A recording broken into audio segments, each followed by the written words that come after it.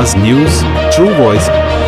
आदाब नाज़रीन, आवाज इस चैनल पर आपको खुशामदीद। जिले मेदक के एडुपायला वना दुर्गा माता प्रोजेक्ट के मुकाम पर नवरात्रि के मौके पर दुर्गा माता के बुत के निमज्जन के दौरान मंजीरा दरिया में डूबने वाले 2 नौजवानों की जान पापन्ना पेट के एसआई श्रीनिवास गौड़ ने फौरी कार्रवाई से बचा ली।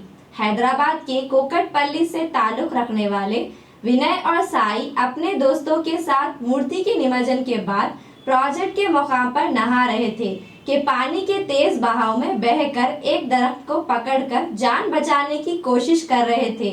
इत्तला मिलते ही एसआई श्रीनिवास गौड़ मौके पर पहुंचे और रेस्क्यू टीम को इत्तला दी। रेस्क्यू टीम ने रस्सी के जरिए दोनों नौजवानों को बाहिफाजत किनारे पर पहुंचाया। इस मौके पर मेदक के डीएसपी प्रसन्ना कुमार ने कहा कि हर साल नवरात्रि के बाद हैदराबाद से एडुपायला मूर्ति के निमज्जन के दौरान एहतियाती तदाबीर जरूर इख्तियार करें ताकि ऐसे वाकया से बचा जा सके।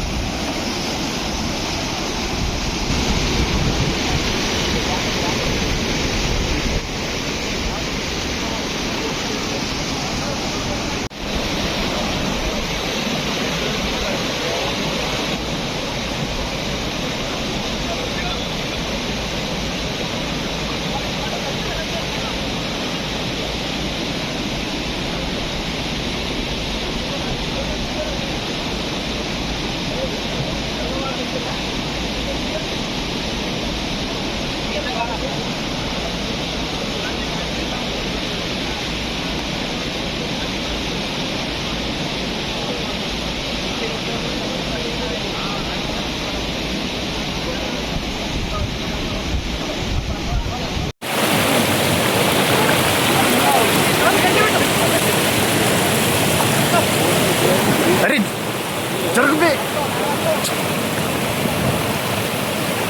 अरे अरे